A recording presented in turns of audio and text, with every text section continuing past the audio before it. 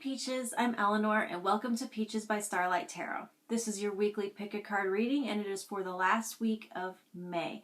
In the last videos I had said I was only going to do monthlies from here on out, and I'm fickle and I've changed my mind and there will still be a weekly video.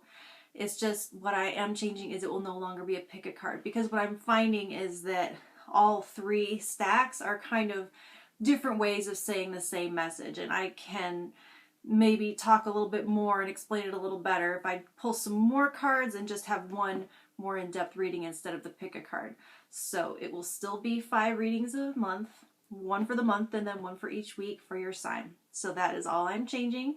Like, share, and subscribe if you'd like to keep up and be notified of those every week.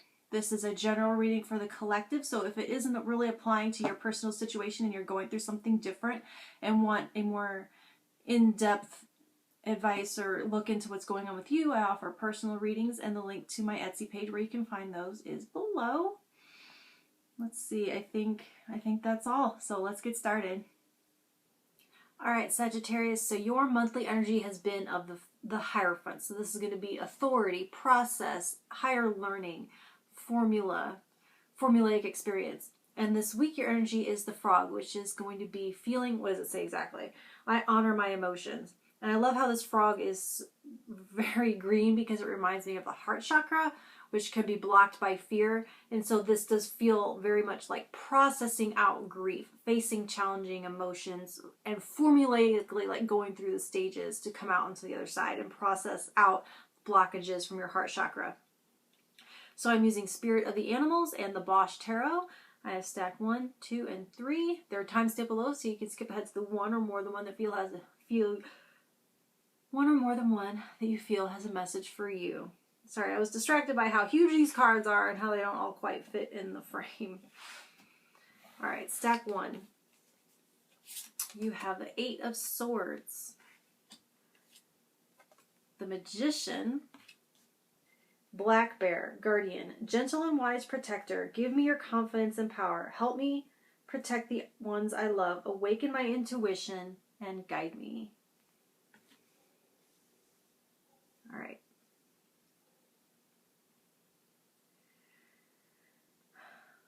So with 8 of Swords, there is a sense of you possibly standing in your own way, of holding yourself back or telling yourself that you aren't capable or aren't enough, or you can't do something, you aren't capable because reasons, right? So it's showing you may not feel strong enough to go through this process, to face these fears and to take on these challenges, to process this pain. But Black Bear is here offering you a helping hand, offering like a mother figure who will accompany you and walk beside you and protect you through the dark night or the long winter. So look for Black Bear in synchronistic ways to show up in signs, like on t-shirts or on TV, on Facebook. That is the universe communicating to you, offering you this helping hand, giving you true, it's reminding you that you aren't walking this path alone. You aren't going through the night alone. You have a companion, you have a mother, you have a protector. Because on the other side of this, you have this tremendous creative power. The heart chakra is like a portal between, it's through which love enters this world. And this Magician is the same thing. He's like stands at the border of the unmanifested and that which has been given form. And so by this, it's like rolling away the stone from your heart and from your creative power. You can do it. Stack 2, you have the Wheel of Fortune, 7 of Swords, Polar Bear, Mystic. Know that challenges make you stronger. Have faith when you face adversity. Take time to rest, dream, and renew your strength. Embrace your psychic abilities. You carry the shaman within.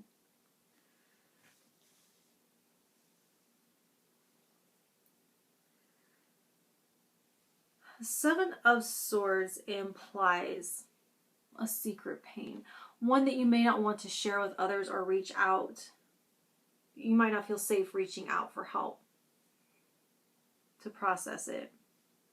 So you may be facing this, you may be choosing to go this alone and facing it alone. There is a sense of solitude, stark environment. So it is saying to call on the strength of polar bear. Call on this, it's within you already. And you actually can do it. The energy of the polar bear helps you tap into your intuition, your psychic abilities, helps you glean the richness of solitude. And it's showing you as a survivor. I want to say survivor. That with Wheel of Fortune, you are a survivor, and you make it through adversity to see a new day and a new earned phase, a new chapter is on the other side when you can tap into that polar bear energy. Stack 3, you have the King of Pentacles, the King of Swords, Lynx, Keeper of Secrets. Take time out from the world and be the observer. Nothing can deceive you when you trust your knowing. You see other secrets and keep them sacred. In silence and solitude, you will find your strength.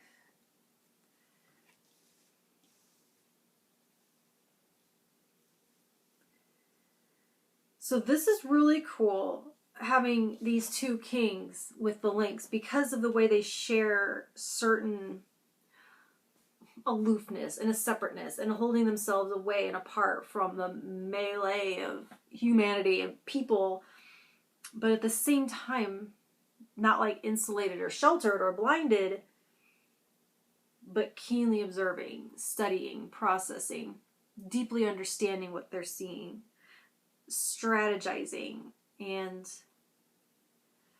taking in more by not engaging.